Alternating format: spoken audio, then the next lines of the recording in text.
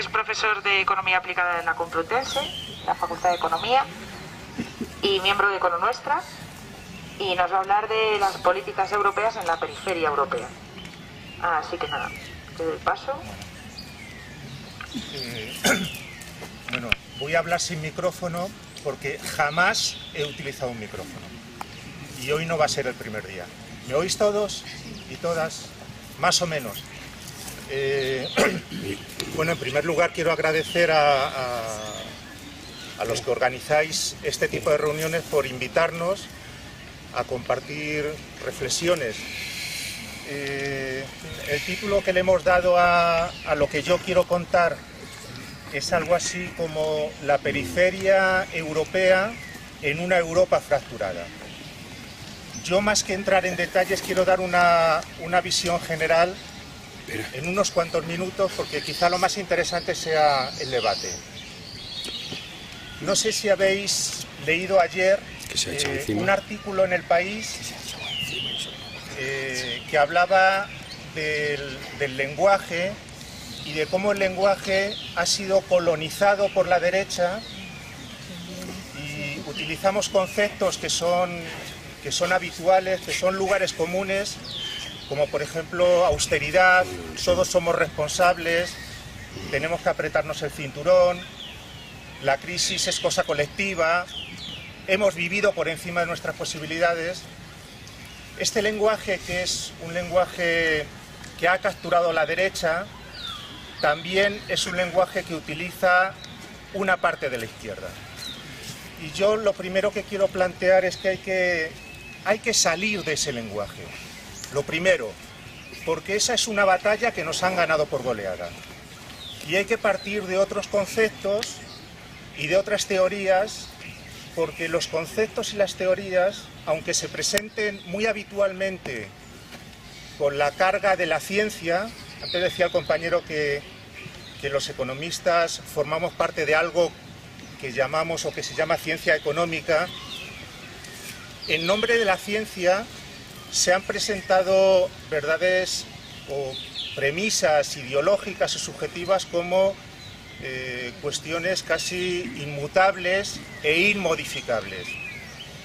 Bien, quiero partir en la reflexión, que ya digo que será de unos cuantos minutos, que quiero plantear, quiero partir de otros conceptos que para mí son el ovillo del que hay que tirar, que son los conceptos de la desigualdad, de la asimetría, de los desequilibrios, del poder. Esto para mí es lo fundamental. Y a partir de ahí se puede construir un discurso económico. Utilizando esos conceptos no estamos fuera de la economía, estamos dentro de la economía, pero dentro de otra economía, lo que podríamos denominar quizá de una manera un poco pedante, economía política. Esos conceptos analizados nos llevan a la crisis. Bien, con esta introducción quiero plantear tres cuestiones. Una tiene que ver con las causas, en mi opinión, de la crisis, que afecta especialmente a lo que podríamos denominar periferia o sur. Otra cosa que tiene que ver con los impactos y una propuesta de alternativas. Yo creo que las tres cosas están muy relacionadas. Las causas, los impactos y las alternativas. Por poner un ejemplo, si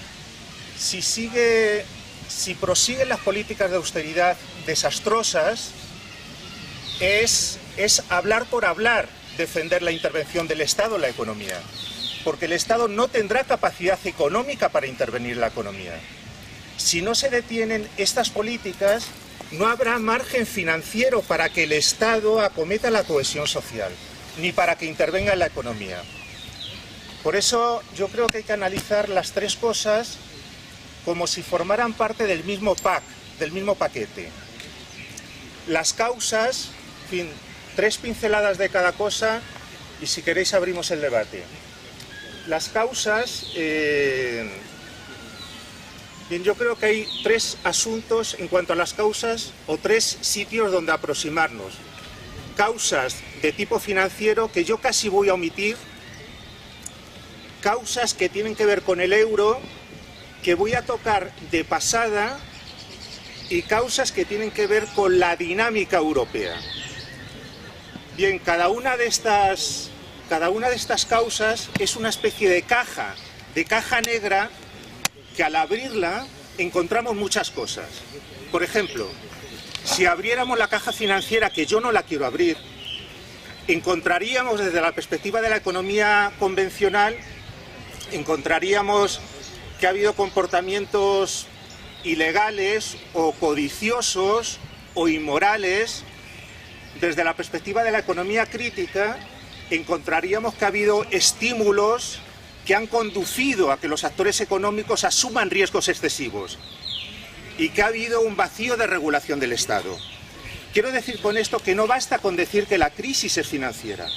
Hay que abrir esa caja y hay que entender de qué trama financiera estamos hablando. Pero repito, este asunto no lo voy a tocar porque no me interesa de momento. Me voy a centrar en el tema del euro y en lo otro, las causas europeas.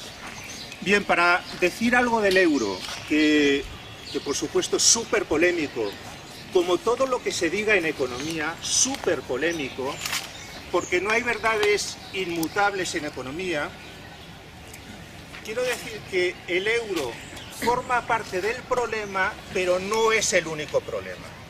Esta es mi posición sobre el euro.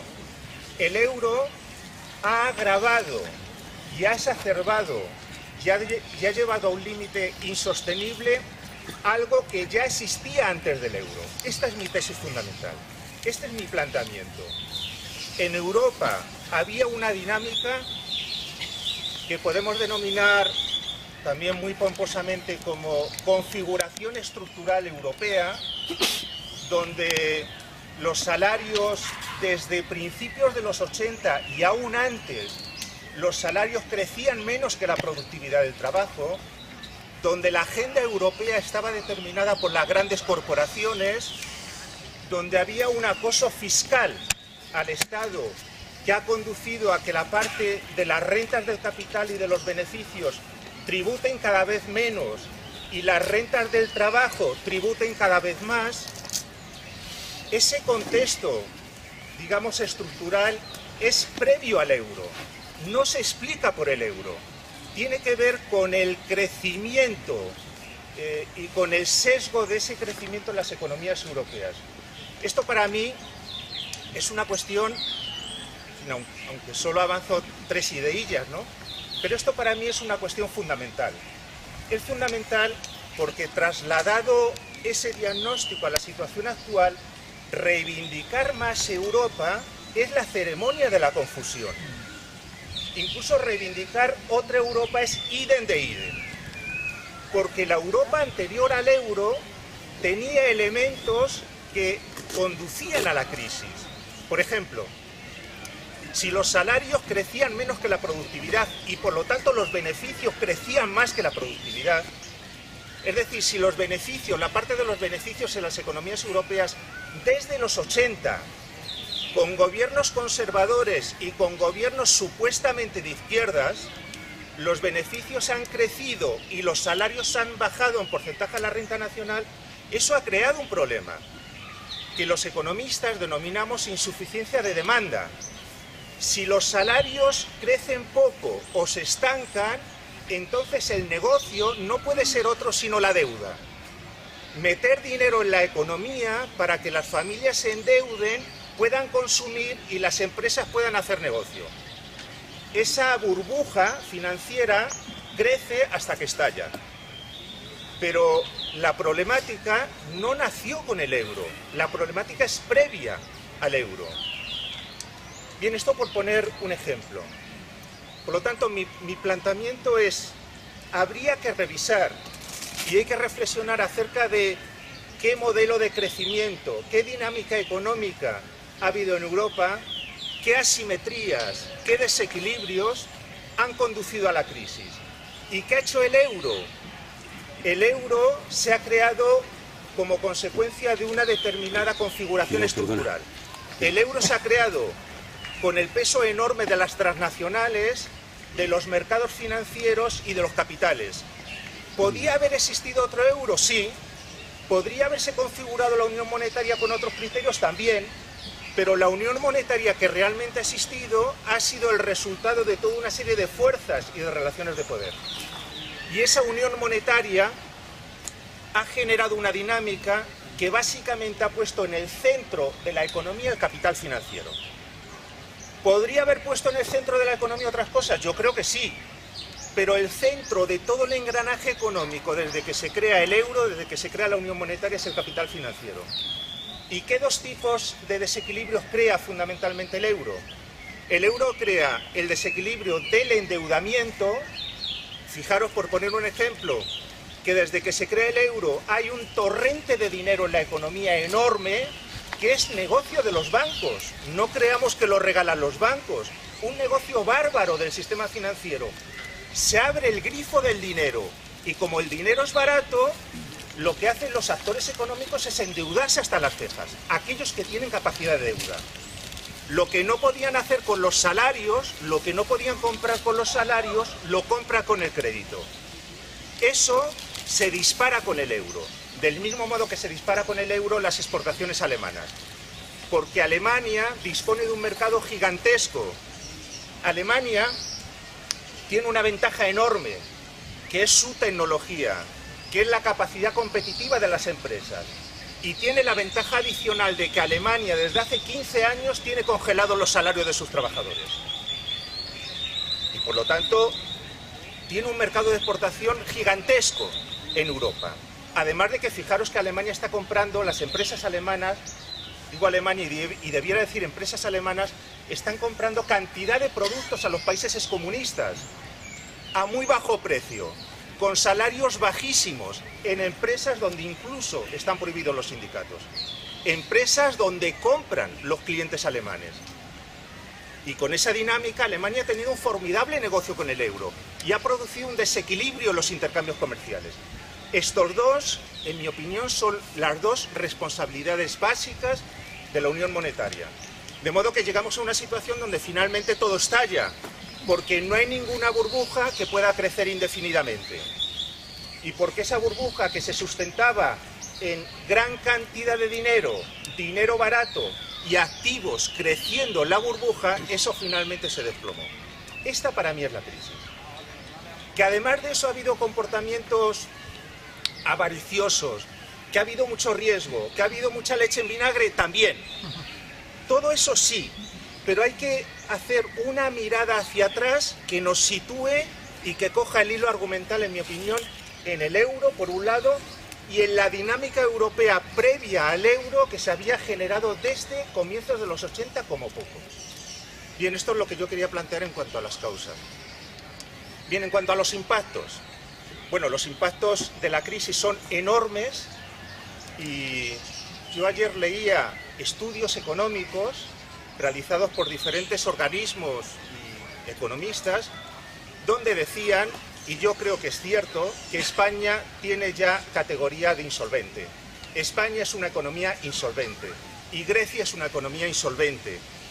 Y la situación es tan crítica que hoy hay ya instituciones y empresas que trabajan en el escenario de un euro, de una salida del euro. Salida organizada o salida no organizada. Y por supuesto todos los indicadores son horribles.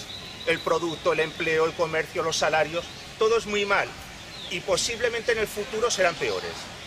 ¿Qué es lo malo de eso, en mi opinión? Que los indicadores son malos, pero joder, han pasado 5 años. Es que hemos consumido tiempo y dinero. Si los indicadores fueran malos al comienzo de la crisis, todavía. Pero es que después de hacer un esfuerzo enorme, la sociedad resulta que siguen siendo tan malos o peores que hace un año. Y lo que te rondaré, Morena. Pero yo lo que quiero plantear, esto es casi un lugar común, se puede estar en desacuerdo acerca de la magnitud de los desequilibrios y de las expectativas y los escenarios. Pero yo lo que quiero plantear es otra cara de la moneda, y es la siguiente. La crisis está siendo estupenda para algunos grupos. La crisis es una oportunidad enorme, y la crisis está permitiendo que se reorganicen mercados, que se recompongan relaciones de poder y que se creen nuevas condiciones de acumulación. Esta es la perspectiva en la que yo creo que nosotros tenemos que insistir. No solamente en que la economía va mal, que va mal, no para todos igual, no para todos los países con la misma intensidad, no igual en todas las regiones. Porque antes decía Alemania, pero ¿qué es Alemania? Si es que en Alemania el 25% de los trabajadores están en la línea de la pobreza. Es que después de 15 años de estancamiento salarial, la categoría trabajador pobre en Alemania no ha dejado de crecer. Por lo tanto, lo que yo planteo es que los impactos mayores son los intangibles. No mayores, porque por supuesto que una persona pierde un empleo es un impacto dramático, sobre todo porque no lo va a volver a recuperar. Pero los impactos intangibles, es decir, por ejemplo, una reforma laboral que está permitiendo que los beneficios aumenten de las empresas, reduciendo salarios y movilizando y reagrupando a la fuerza de trabajo. Es decir, se está creando un mecanismo de acumulación que finalmente tendrá consecuencias muy malas para todas las economías. Porque con esa acumulación basada en los bajos salarios, lo que se crea es una cultura empresarial súper conservadora, muy parecida a la que existía aquí en la época del franquismo, cuando las cárceles estaban llenas de presos políticos. ¿Para qué modernizar? ¿Para qué innovar si yo puedo obtener cuantiosísimos beneficios con salarios muy bajos? Los salarios están bajando y los beneficios están creciendo, pero esos beneficios no se están convirtiendo en inversión productiva. Esos beneficios y otros beneficios son la bomba del sector financiero. Bombean continuamente recursos al sector financiero. Por lo tanto, impactos desde esa perspectiva, pero también desde el punto de vista de las relaciones de poder. Y quiero volver al tema europeo para decir que más Europa y otra Europa hoy es la reivindicación de Alemania. Y no puede ser la reivindicación de los movimientos progresistas. Dicho de esta manera, sin más especificaciones, Europa, Alemania mejor dicho, está defendiendo más Europa. Más Europa constitucionalizando el déficit fiscal, más Europa con la unión bancaria, con o sin Grecia, no sabemos, pero más Europa. Y está defendiendo otra Europa porque es una Europa con una condicionalidad enorme y con muy pocas transferencias públicas. Condicionalidad en la política económica. ¿Quieres Banco Central Europeo? Acepta la condicionalidad. ¿Y qué significa la condicionalidad en políticas de austeridad? Que pague la crisis los grupos sociales desfavorecidos. No se opone a más Europa. Claro, todo el rollo este que es una discusión técnica. Eurobonos, actuación del Banco Central, pero fijémonos en esta otra perspectiva. Alemania peleando por una Europa estructurada alrededor de Alemania y de la burocracia comunitaria y de las transnacionales y de las corporaciones financieras. Más Europa y sin duda alguna otra Europa, muy diferente de la que existió antes, más equilibrada, más articulada en torno a compromisos y donde Francia jugaba un papel mayor, papel que ahora mismo Francia no juega de la misma manera. Por lo tanto, resumiendo esta parte, yo digo que, o mi planteamiento es que la crisis está moviendo todas las fichas del tablero. Olvidémonos de los impactos inmediatos en términos económicos. Está moviendo todas las fichas del tablero. Es que hay muchas empresas que están saliendo del mercado y esos mercados los están cogiendo otras empresas.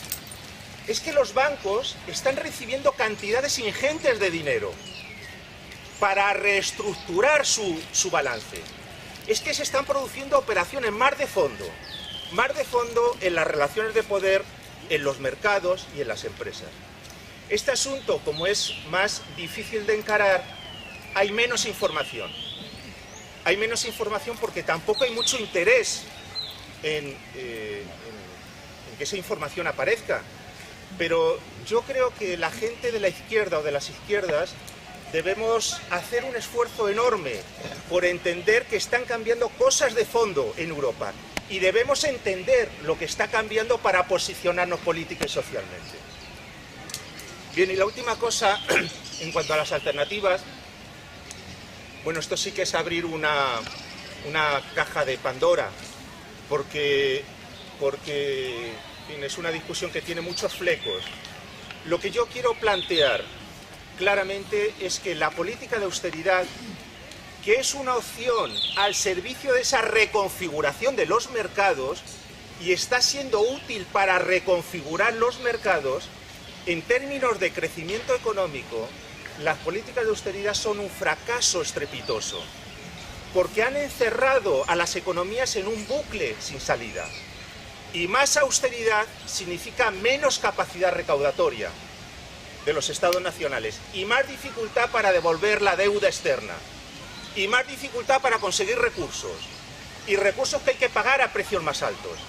Y es un bucle del que es imposible salir con la austeridad. Por eso, en mi opinión, hay que detener estas políticas. Pero detener estas políticas no significa ausencia de política, significa que esta política nos ha llevado al abismo.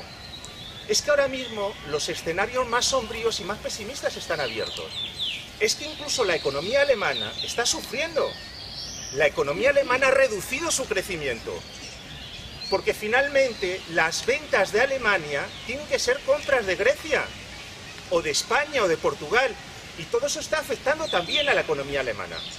Por lo tanto, en cuanto a las alternativas, si yo tuviera que hablar en negativo, lo que diría es que hay que rechazar las políticas de austeridad y, en mi opinión, hay que centrar las políticas económicas, y ya sé que sobre esto hay un debate enorme, y en los movimientos sociales posiblemente más debate, y es un debate necesario, y es un debate que los economistas, primero, no entendemos, y segundo, no sabemos cómo encajarlo en nuestros planteamientos.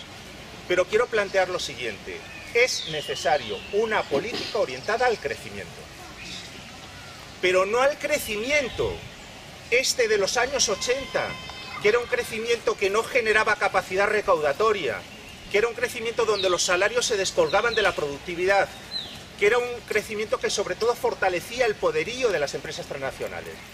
Pero necesitamos crecimiento. Con 5 millones o con más de 5 millones de desempleados es necesario un viraje radical de la política económica.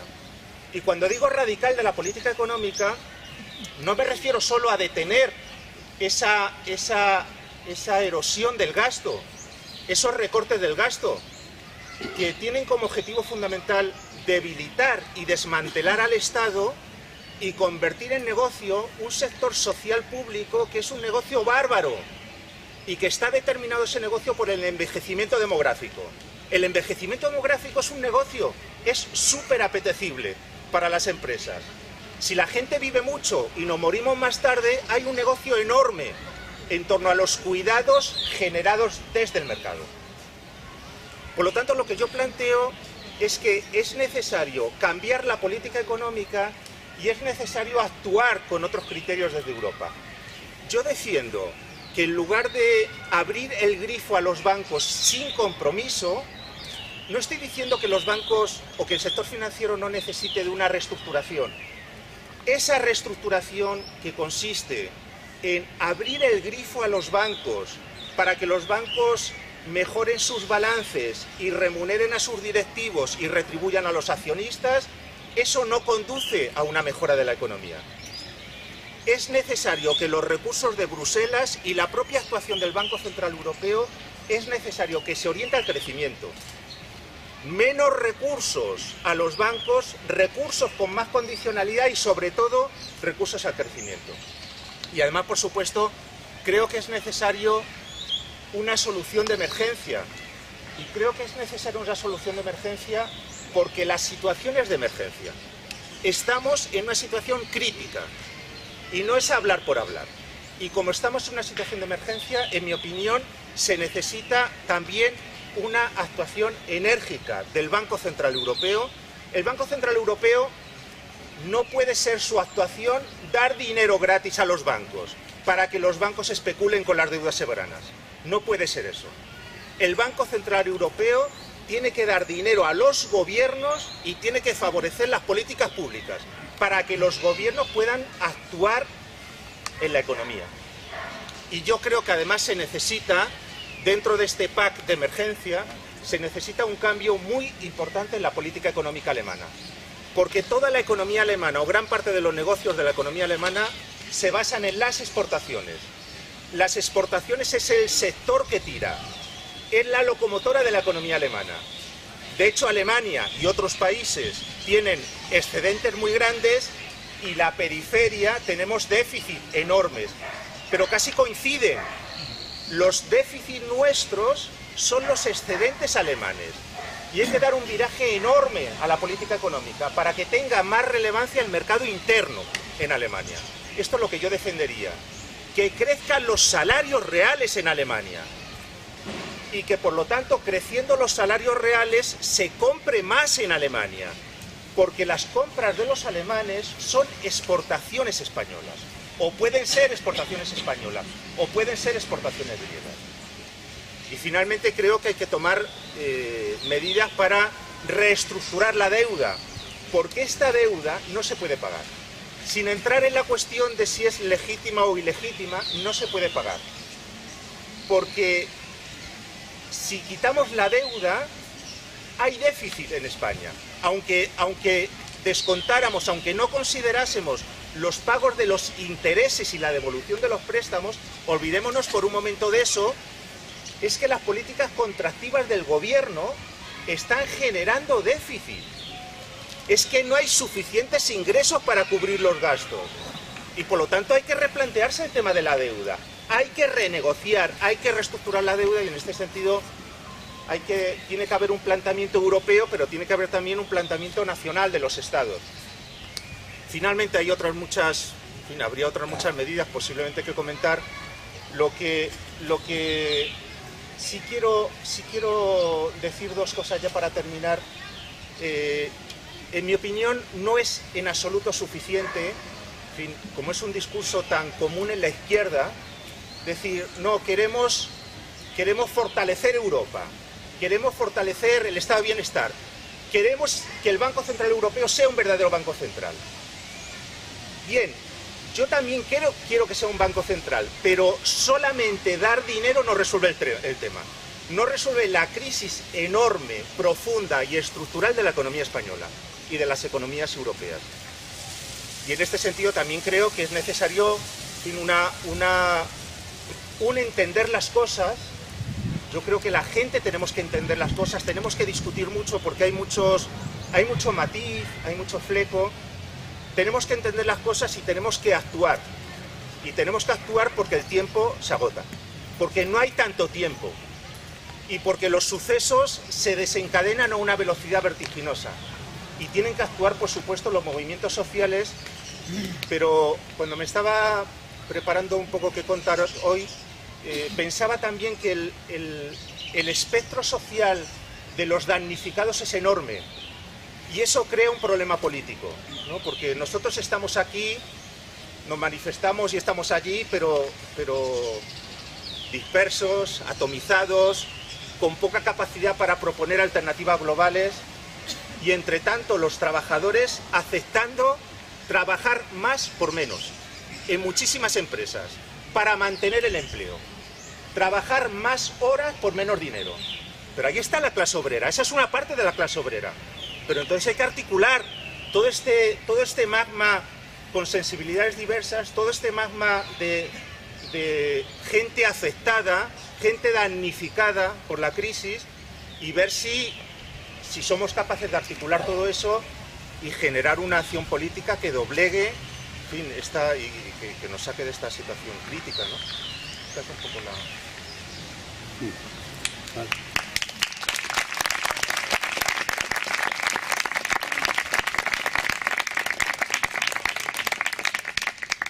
Una Europa fracturada. Yo, más que entrar en detalles, quiero dar una visión general en unos cuantos minutos, porque quizá lo más interesante sea el debate.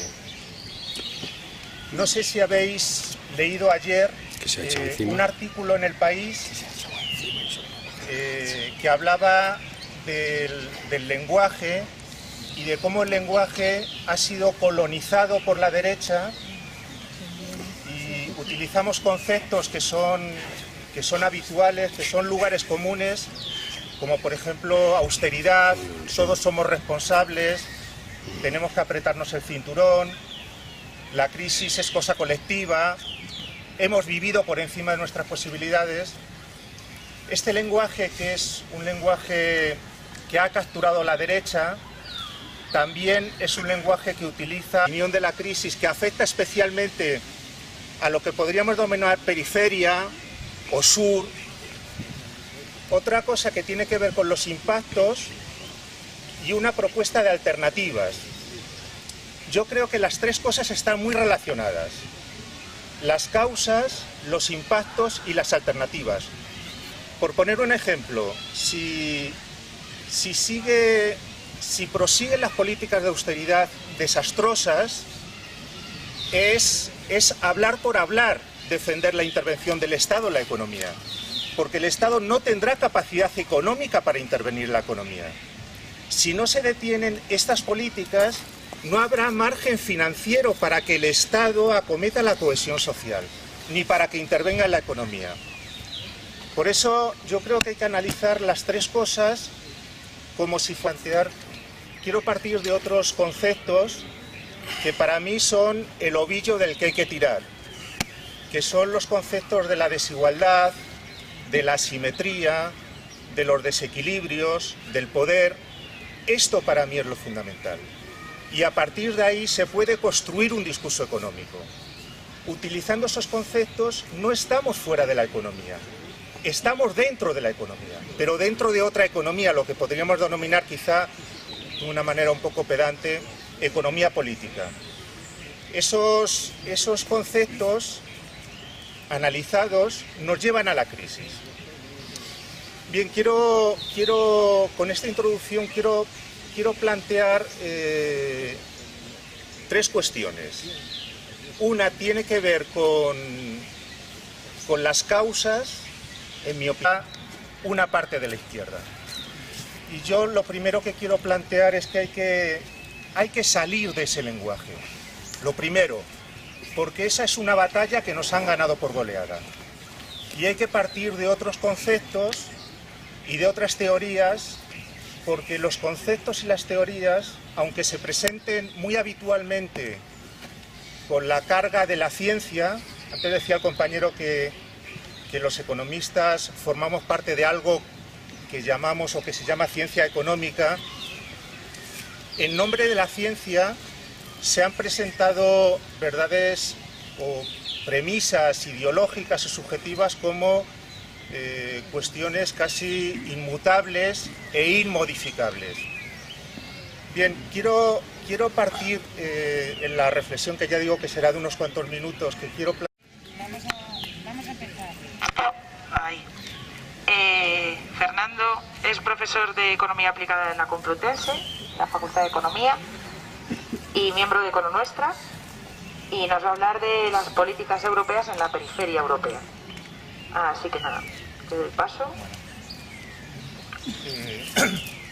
Bueno, voy a hablar sin micrófono porque jamás he utilizado un micrófono.